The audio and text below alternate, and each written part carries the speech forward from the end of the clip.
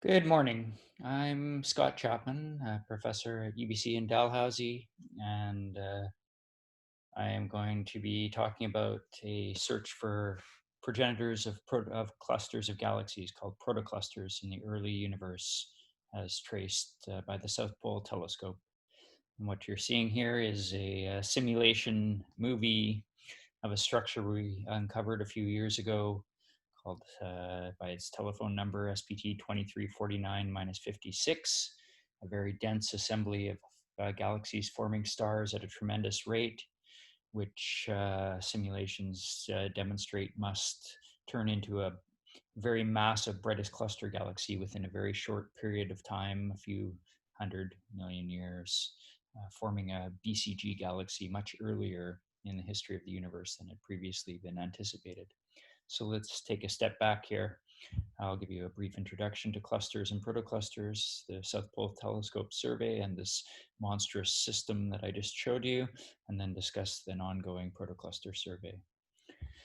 So detecting rich galaxy clusters, first of all, there are many robust methods to detect massive clusters in the first half of the universe at redshifts less than 1 or 1.5. We can use the Sunyaev-Zeldovich effect, which is the cornerstone of the South Pole Telescope's cluster finding method. We can use red dead galaxies in high overdensities, and we can look for the hot X-ray gas itself with X-ray telescopes. So the progenitors of clusters, protoclusters, are well traced in simulations. There's been a flurry of new interest in looking at what clusters are like in simulations at very early epochs. Here's an example of coma-like cluster at redshift 6 in the Millennium simulation. And they're also probed observationally, but how do we know that an overdensity of galaxies is really something that will collapse to a massive protocluster at present? Um, So it's more difficult to detect a protocluster and know what it is you're seeing. You can certainly trace overdensities of galaxies, either blind Lyman break galaxy surveys in the optical have been used to find overdensities for a long time, since Steidel pioneered this technique in about 1999. You can also zoom in around beacons like radio galaxies or quasars in the distant universe and see if there are overdensities of optical galaxies around them. And recently, there's been a flurry of interest in looking at very highly star-forming galaxies, which are clustered in the early universe, submillimeter galaxies. So submillimeter galaxies are interesting because they have such high star formation rates and typically quite massive host galaxies. But any attempt to simulate them, here's the star formation versus time, shows that you can only sustain these huge bursts for brief periods of time, and then they uh, blow themselves apart or self-regulate very quickly, use up their gas and eject the rest. Nonetheless, a very important evolutionary phase of massive galaxies. So there's an interest in whether these submillimeter galaxies might trace early phases of cluster growth, protoclusters. Do they preferentially live in overdensities? Of course, protoclusters in the earlier universe need to collapse a long way before they reach the small scales of rich clusters around us today. So they need to collapse by factors of 100 between redshift 3 and zero 0.5. So the scale on which you should find material which is falling into a protocluster is immense at high redshifts, on the order of a degree. Nonetheless, the cores form much more quickly, and some simulations by Chang et al. Over the last 10 years have shown that we expect in sort of inside out formation where a core collapses very quickly and might be a clear way to identify protoclusters collapsing in the early universe. So the South Pole Telescope is a 10-meter telescope operating over the last 10 years at the South Pole.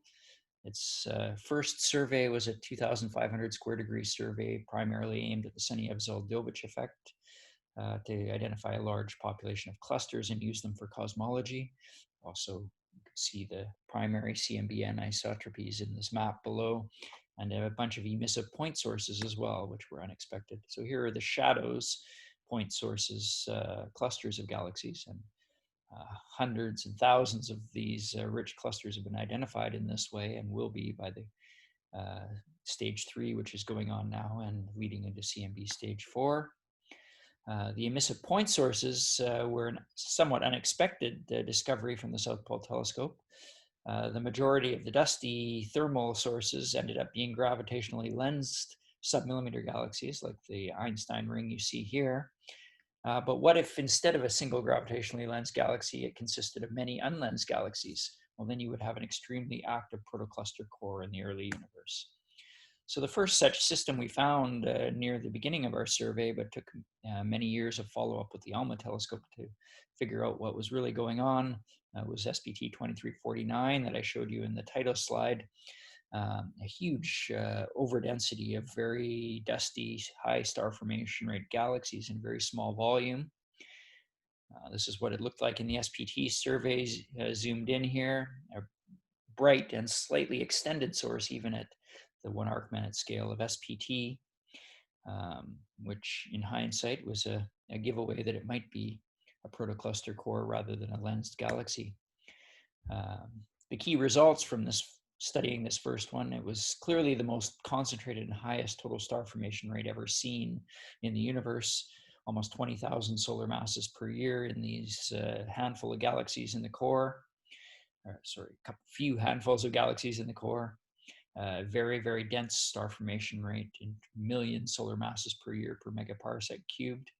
A very massive halo that was hosting these, significantly higher than 10 to the 13 solar masses.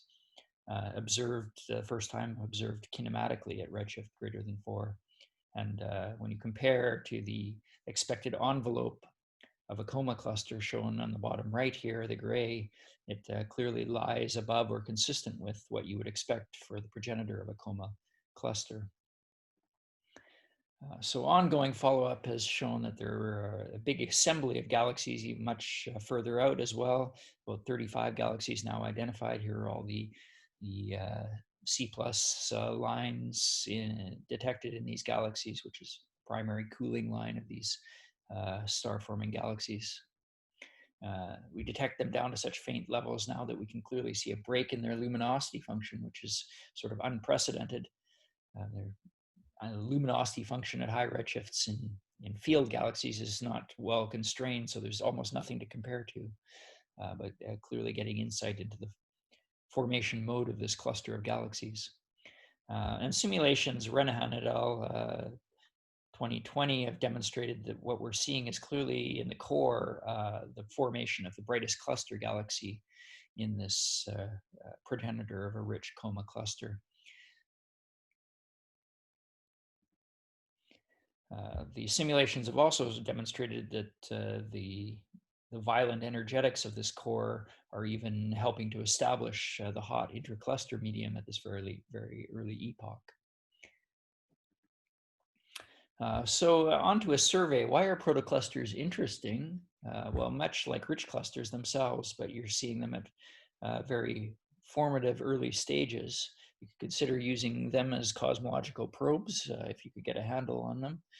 Dark matter substructure, formation of the brightest cluster galaxies, AGN feedback, the establishment of the red sequence of galaxies and clusters, environmental effects, very important at these early epochs, enrichment of the ICM, as I just suggested, and the formation and triggering of the supermassive black holes in the very dense environments. So this 2349 protocluster is clearly the most spectacular object that jumped out at us in the SPT survey. But now that we know what to look for, can we find other examples? And we've so far found 9 examples that are very similar in many respects, extending out to redshift 7 even. You can see them identified within the 2500 square degree survey here, and their properties with single dish telescopes in multiple colors, 850 microns through 250 microns. Follow-up of a couple of the most spectacular ones, 0348 at redshift 5.6 shows that, again, a very high overdensity over a very extended region. And at redshift 7, 6 submillimeter galaxies, again, spread over several megaparsecs, so much less concentrated, and as you might expect at even earlier epochs, seeing infalling protocluster systems, but still highlighted by these incredibly luminous galaxies. So these objects, I think, are clearly be important for understanding the very early structure formation in the universe. We've compared in the bottom left here the concentration of the star formation rate, star formation versus on-sky area. And these systems are incredibly concentrated and overdense compared to expectations from simulations, mainly because they can't get the star formation rate densities that we see. The contrast is severe at redshifts greater than 5. And then the mass versus redshift in two different incarnations on the right shows, first of all, that they are very likely the progenitors of very massive galaxies, very massive clusters of galaxies, and that they're even pushing up against the available halos available to host such systems, largely because we found them in this very wide field 2,500 square degree survey. Comparing to recent predictions of protoclusters, we see that we're actually finding more than predicted at these very high red.